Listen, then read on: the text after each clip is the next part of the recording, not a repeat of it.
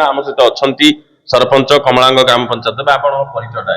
नमस्कार नमस्कार।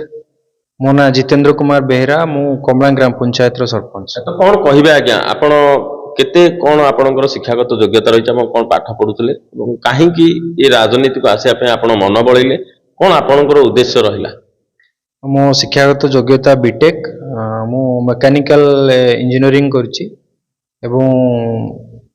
इंजीनियरिंग पर 10 वर्ष मु गोटे एमएनसी कंपनी रे पावर प्लांट रे मु 10 वर्ष जॉब करुच्ची। तो केमती कौन आप राजनीति को कहीं आसवाक मन बढ़ेले चाकरी करते 10 लाख टका पैकेज हिसाब से दरमा पाते कौन असुविधा है कौटि मन बढ़ेला राजनीति आज समय राजनीति जो भाव में व्यवस्था जो रही राजनीतिर वर्तमान जहाँ मैदान जहाँ रही आपण इस क्षेत्र में यही समय आप राजनीति पाद देवाई कहीं चाहिए? देखो तो आज्ञा जीवन रे बंचिया शांति दरकार आम चाकरी करू किंबा व्यवसाय करू राजनीति करू जेकोसी जी भी जो प्रोफेशन रे अच्छी अल्टीमेट गोल गोटे कि आम शांति बंचा जीवन टाक शांति बंचार अच्छी तो जो जिनसटा आमको शांति दो बोली अनुभव होउची निहाती भाव आमको से कम करार अच्छी एवं मोर निजर व्यक्तिगत मत है जहाँ आमको शांति दिए जहाँ आमको तृप्ति दिए जदि आम से आमर प्रोफेशन करें तो निश्चित भाव में से बेटर करें तेणु मत अनुभव है कि मु चाकरी रे जेतिकी शांति अनुभव करुच्ची लोकों सहित मिसिबा लोकों सहित समस्या रे जड़ित होगा ताकू समाधान करिवारे मते अधिका शांति मिले एवं आगू मिलिबो बोली आशा रखिकी मु राजनीति को आसी।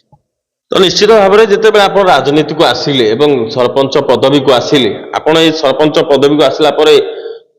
ये मैदान स्थिति देखिया पर आपण कौन अनुमान करुचंती केते दूर आपण लोकंकर कौन कौन समस्या गाँव में रही किभली भाव में समस्या गुड़िक आप दूर कर पारुछन केते दूर समस्या रही जाउची जहाँ आपण क्षेत्र में समाधान करबा मध्य संभव होना? जेहेतु राजनीति को आसिया पूर्व आम लोकों सहित जड़ित थिलु कारण मो बापा जड़े समाजसेवी थिले मो परिवार प्राय लोकों सहित लोकों समस्या सहित जड़ित मु पिला बेले जिनसटा देखी आसी कारण मु जानी जे राजनीति को आसिले आमको संघर्ष करने पड़ो कारण समस्या असीमित समस्यार केबे अंत न थाए एवं लोकंकर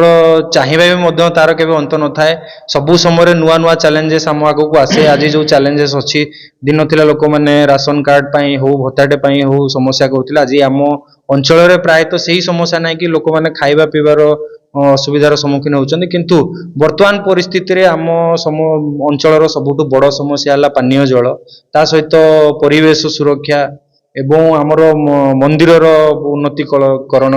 पंचायत त्रिस्तरीय पंचायत राज व्यवस्था करागला आमर ग्राम स्वराज कथा कहगला तार सबुठ मूल उद्देश्य थिला जे गोटे साधारण गरीब लोकटे धाड़ीर शेष छिड़ा होता लोकटे से ब्लॉक ऑफिस किंबा जिला ऑफिस द्वारस्थ न होई निज घर पाखे से सरकारी सुविधाटी पाई परिबो किंतु आपण देखंतु आजिर दिन रे सबु जिंस ऑनलाइन रे हबा प्रतिनिधि हिसाब रे आमे जदी ऑफिस रो माने ब्लॉक ऑफिस हो किंबा जिला ऑफिस हो सेठी न जाउछु ताले जो समय भितरे हमर समस्याटी दूर होबा कथा से होई पारु नै। निश्चित भाव में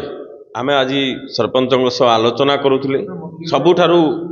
बड़ समस्या रही पानीय जल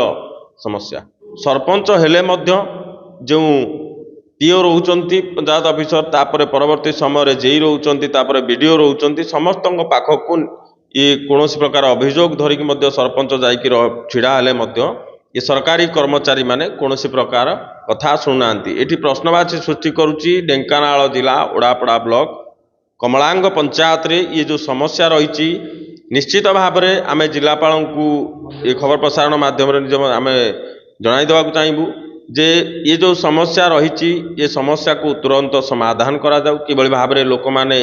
जल समस्या परी समस्या निश्चित भाव में वंचित हेबेनी निश्चित से समस्या को से दूर हम एवं से जल पाइबे एवं जल जोगाण हो पार एवं परवर्ती समय जो ऑफिसर माने तांको कार्य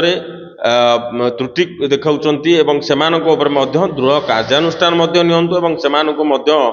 बारण करा जाऊ से किभली भाव में आसी इठी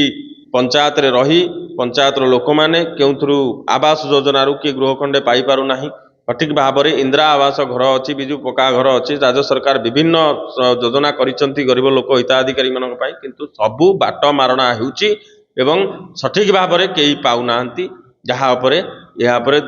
ତଦନ୍ତ କରି କାର୍ଯ୍ୟାନୁଷ୍ଠାନ ନେବାର ବାକି ରହିଛି।